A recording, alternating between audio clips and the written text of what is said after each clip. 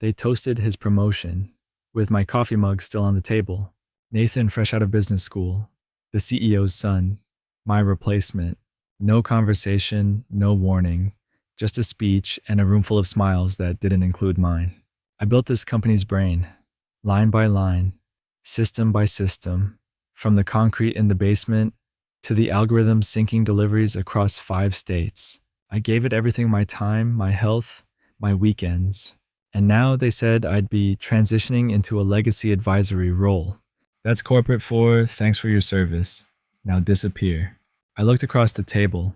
Charles, the CEO, wouldn't meet my eyes. Nathan raised his glass to me, like I was the ghost of a job well done. I nodded.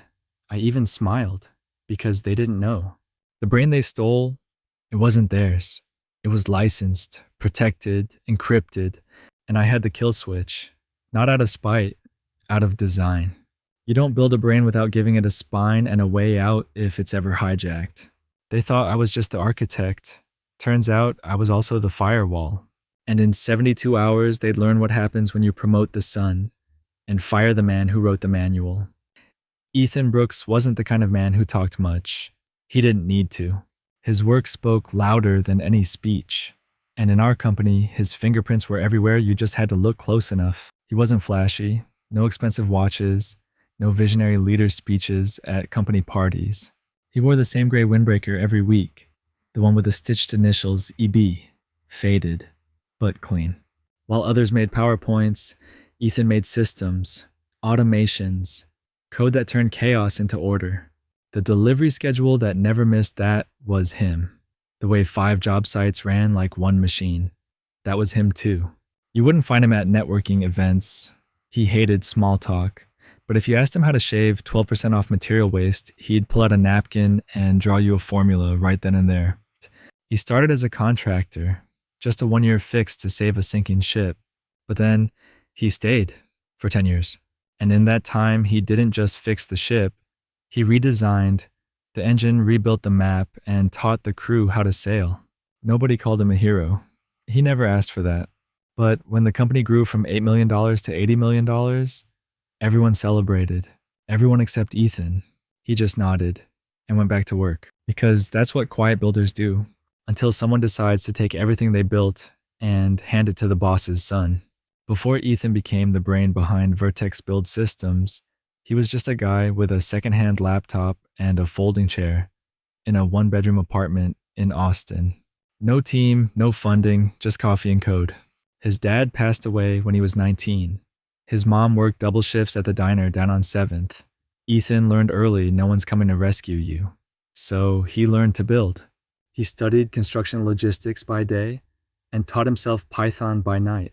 One day he saw a drywall delivery arrive 4 hours early and sit in the sun for hours.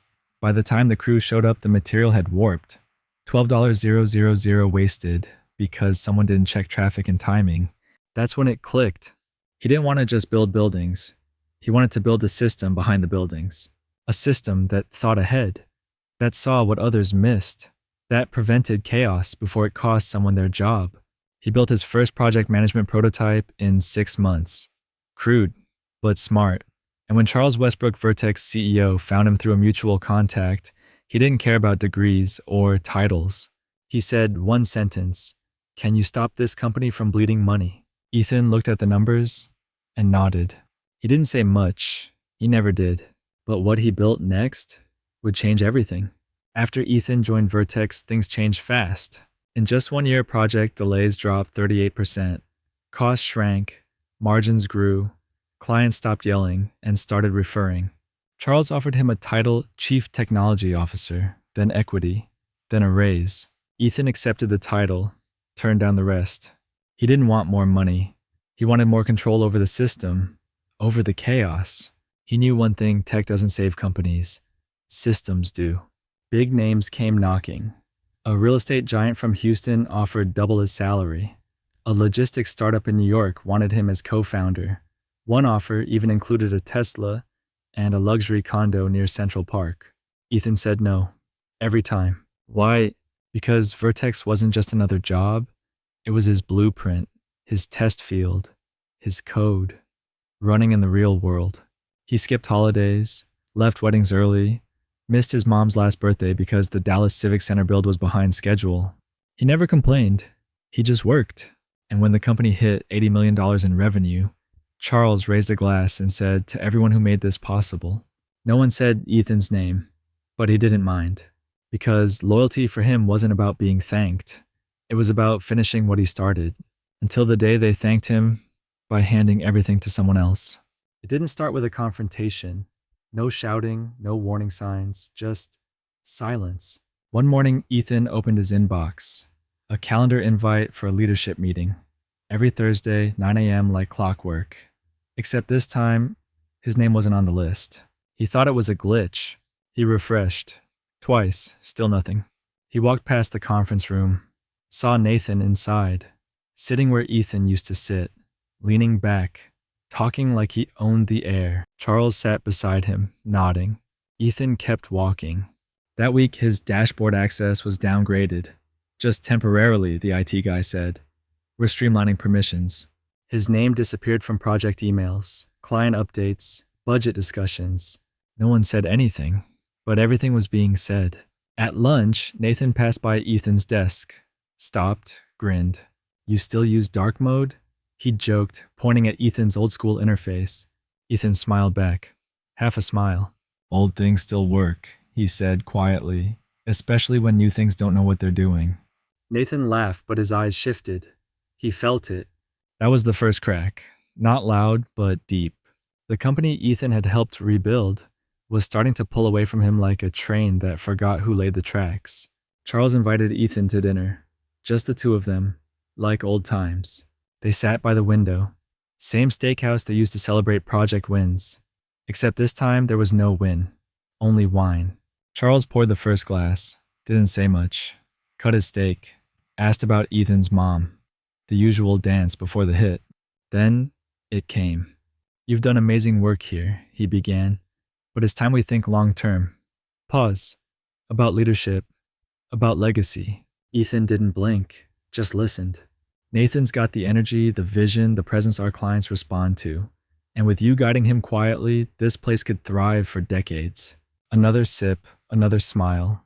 Ethan put down his fork, wiped his hands, looked out the window where the city skyline blinked like a warning light. Then he turned to Charles. You're replacing a system with a surname, he said, voice calm. Charles didn't answer. Didn't need to. That silence, it was confirmation. More honest than words. Ethan nodded slowly, lifted his glass. To legacy, he said. But in his mind, he was already counting down. Monday morning. Fresh coffee. Stack of new strategy documents on the table. Ethan sat at the edge of the conference room, quiet, flipping pages. It was the company's digital leadership blueprint, prepared by Nathan Westbrook. Branded, glossy, filled with diagrams and flowcharts. Ethan turned one page, then another, and paused. There it was. A chart, outlined in green and orange. Project load balancing over 6-week build cycles. He'd seen it before. He created it, word for word, shape for shape. Ethan didn't say anything. He just sat back, kept flipping, found the procurement module, the subcontractor sync protocol, the crew hour efficiency loop, his code, his math, rewritten in PowerPoint with Nathan's name at the bottom. There was no mention of Ethan, no footnote, no credit, just a small section at the end. Legacy systems previously managed by technical advisors. That was him, a legacy system. The cut wasn't loud. No one screamed, no one bled, but it stung, deep, like paper sliding across the skin right where no one else can see. Ethan closed the folder, smiled, a quiet, tired smile, because now it wasn't just disrespect, it was theft. Ethan rarely checked audit logs. He trusted the system because he built it, but that night he couldn't sleep. Something felt off. At 2:17 a.m. he logged in from home. Pulled up the back end. One tab. Admin access history. He scrolled and stopped. Someone had accessed the core scheduler. Twice. From a different terminal. 2 days ago. Same time as Nathan's presentation draft. Same IP as the marketing floor. It wasn't just viewing. There were export attempts. Lines of JSON. Fragmented queries. Someone was trying to extract his engine without the keys. Ethan stared at the screen. Not angry, just very, very clear. He opened a separate dashboard. Typed 6 letters WATCHDOG. A quiet protocol. His protocol. It tracked all unauthorized behavior. Logged it. Encrypted it. Sent backups to his private cloud. From now on, every access would be recorded. Every move Nathan made in the system would echo straight to Ethan's phone. This wasn't paranoia. This was preparation. Because when someone touches your code, your creation without permission, that's not just an attack on your work. That's an attack on you. Tuesday, 10:00 team strategy meeting. Ethan walked in 5 minutes early as always. But something was different. Nathan was already there, standing center stage. Laptop connected, slides up. Morning team, he smiled. I'll be leading today's session. People glanced around. Some confused, some just tired. Ethan took a seat in the back, said nothing. Nathan clicked to slide 1 future-proofing project cycles. He started speaking big words, vague phrases, nothing concrete. Agility, real-time collaboration, intelligent forecasting, buzzwords, no backbone. He pointed to a graph, crew optimization rate. It was Ethan's model just flipped horizontally, labels renamed. He didn't understand what he was showing, but he smiled like he did. One tech lead raised a hand. How do these variables adapt to weather shifts? Nathan paused, blinked, glanced to Ethan, then back. We used dynamic adjustment layers. It meant nothing, and the team knew it. Ethan sat still. No expression, no interruption. But inside, he was cataloging. Each lie, each stolen phrase, each time Nathan looked nervous and tried to bury it with charm. It wasn't a meeting. It was theater, but the audience wasn't buying it. And the writer of the script, he was in the back row, taking notes. It wasn't a surprise. Not really. But it still stung. Thursday. All staff meeting. Charles at the head of the room. Nathan to his right. Before we begin, Charles said we have a special announcement. He paused, cleared his throat, smiled. We're entering a new chapter at Vertex. And I can't think of anyone better to lead us forward than he turned. My son Nathan. Applause. Polite, uncertain, scattered. Ethan stood at the back, arms crossed, still, watching. Not shocked, just waiting. Charles continued. Ethan has been instrumental in building our foundation, and going forward, he'll serve as a senior advisor to support Nathan's transition. That was it. No thanks, no handshake, just a new title that meant sit down and be quiet. Nathan stepped up, gave a short speech, all sugar, no substance. Ethan smiled, a soft, tired smile. He'd seen this play before. He just didn't expect to be cast as the fading character right before intermission. He didn't clap, didn't speak, didn't need to. Because while they were busy replacing him on paper, he was already rewriting the ending. After the meeting, Ethan didn't go back to his desk. He didn't grab lunch, didn't answer emails. He took the stairs, all the way up, to the roof. No one followed, no one noticed. And maybe that was the point. He leaned on the ledge, looked out over Dallas, cranes, steel skeletons, buildings he helped design now casting shadows over him. He pulled out his phone, opened a blank message, typed, "We need to talk," paused, deleted it. He thought of Charles, of Nathan, of the code, the nights, the years, of the silence that came after all he gave. He wanted to scream, but he didn't. Instead, he whispered only to himself, "Maybe I should just walk away." Another beat. Maybe I already have. He took a deep breath, closed his eyes, held it, let go. This wasn't anger anymore. This was something colder, sharper, certainty. He turned around, walked toward the stairwell. No one saw him leave, and no one would see what he was about to set in motion. Friday, 5:12 p.m. The office was nearly empty. Just the hum of machines and the distant clink of someone microwaving leftovers. Ethan sat at his desk, alone, calm, hands steady. He opened a blank email, typed 4 words into the subject line, formal resignation notice. No explanation, no emotion, just facts. His final day Monday, no transition plan, no handoff document, just closure. He attached the letter, signed it, hit send. Then he turned to his console, Typed initiate X underscore prata underscore 01. The screen blinked. A green bar lit up. Execution confirmed. Behind the scenes, the software began shifting. Root access disconnected from internal networks. Control rerouted to Ethan's encrypted servers. Licenses set to expire in exactly 72 hours. No alarms, no pop-ups. Everything looked normal. But the system, the brain of Vertex, was preparing to detach itself from the body. He stood up, slid his access badge across the desk, didn't even bother to shut down his computer. Then he walked out, quietly, like he was going home. And in a way, he was. Not to rest, but to build again. This time for himself. Monday morning, Ethan was gone. No one said much. Some asked if he'd taken a break. Others assumed he was on vacation. Nathan, he didn't seem to care. He had a meeting with investors at 11, a pitch deck to polish, and a new leather chair being delivered to his office. But something strange started happening. Little things, almost invisible. A scheduling alert didn't send. A daily procurement sync came in. Late. Just 5 minutes. Barely noticeable. A delivery truck arrived at the wrong site. Another crew waited for concrete that never came. T blamed bandwidth. Logistics blamed subcontractors. Nathan blamed temporary system hiccups. No one blamed themselves. Not yet. By noon, the job site dashboard began to lag. Timelines desynced. Estimates vanished. Nathan refreshed. Twice. Nothing changed. Except his smile. Still, no one panicked. After all, systems have bugs. Right? But this wasn't a bug. It was a countdown. Ethan's countdown. The brain hadn't shut off. It was simply letting them feel what it was like to think for themselves. And it turns out they weren't very good at it. Tuesday, 9:06 a.m. Nathan logged into the dashboard.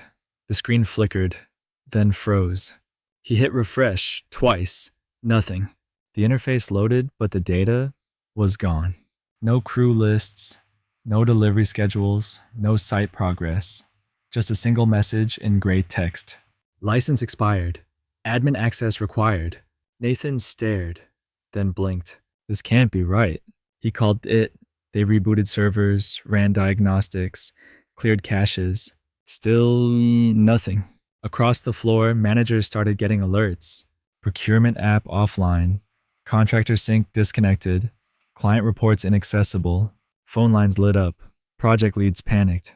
The system wasn't glitching. It was shutting them out. Someone finally asked, "Who's the admin on these licenses?" Silence. Then someone muttered, "Ethan." Nathan froze. Charles stepped into the room confused. "What's going on?" Nathan handed him the laptop, wordless. Charles read the message, once, twice, then looked up. No jokes, no spin, just reality. The company wasn't running out of time. Time had run out. 9:47 a.m. Ethan's phone rang. Unknown number, but he knew. He let it ring 3 times, then answered. Ethan Charles's voice. Tight, shaken. We're locked out. The system, everything. Ethan didn't respond right away. He stared out the window of his apartment, coffee in hand, calm. Charles tried again. "I know you left, but this is serious. We need your help." Ethan took a sip, then said, "The system's operating within the licensing terms. Same ones we signed 8 years ago." A pause. "You can't be serious!" Charles's voice cracked. "This could destroy us!" Ethan's tone never changed. "You made a decision. You replaced people with names, ideas with image, substance with legacy." Charles exhaled, hard. "Tell me what you want." Another pause. Then, "Ethan, I don't want anything. Beat. I already took it." Nathan's voice came on the line. "You made your point, Ethan. Now fix it, or everything falls apart." Ethan answered quiet, firm, then let it fall. "You kept the name. I kept the brain." He hung up. No drama, no rage. Just silence. And a system that was no longer theirs. By Wednesday, Vertex wasn't limping. It was paralyzed. Schedules were missing. Suppliers unconfirmed. Clients furious. Penalties stacked by the hour. Nathan tried. He really did. He pulled the team into meeting after meeting. Tried to rally the troops. Tried to smile like a leader. But each question led to another crack. How do we re-enable procurement logic? Where's the backup of the optimization models? What's the failover for weather disruption routing? Silence. Every time. One engineer asked, didn't Ethan build all of that? Nathan stared, said nothing. He finally understood. You can't lead a system you never took the time to learn. Charles stood in his office, watching everything collapse through the glass. He looked older, heavier, not because of stress, but because of realization. They hadn't just lost a CTO. They lost the operating brain of everything they built. And that brain had walked out the door without slamming it. Meanwhile, across town, in a small co-working space in the East Austin, Ethan opened a clean terminal window. Typed, new_project Brooks, logic build. And just like that, the man they dismissed as a legacy advisor became the architect of their legacy's replacement. 6 months later, Vertex was gone.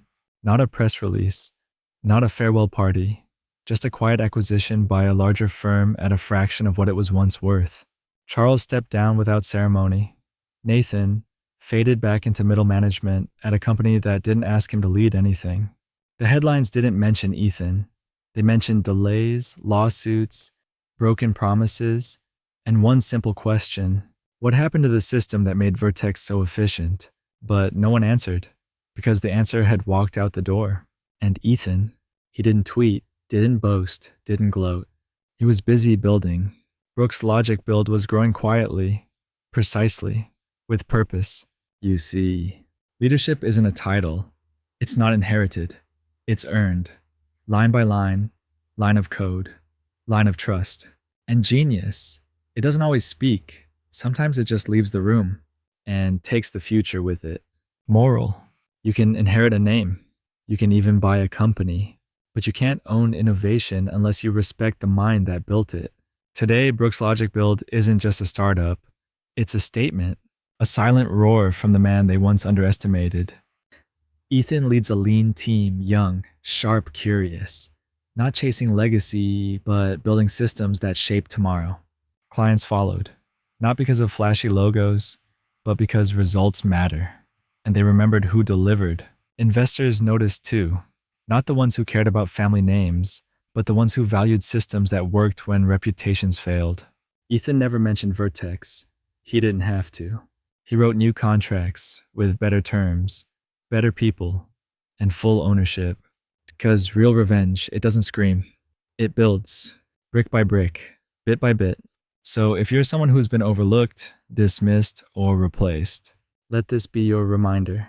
The greatest power is walking away with the blueprint and building something better.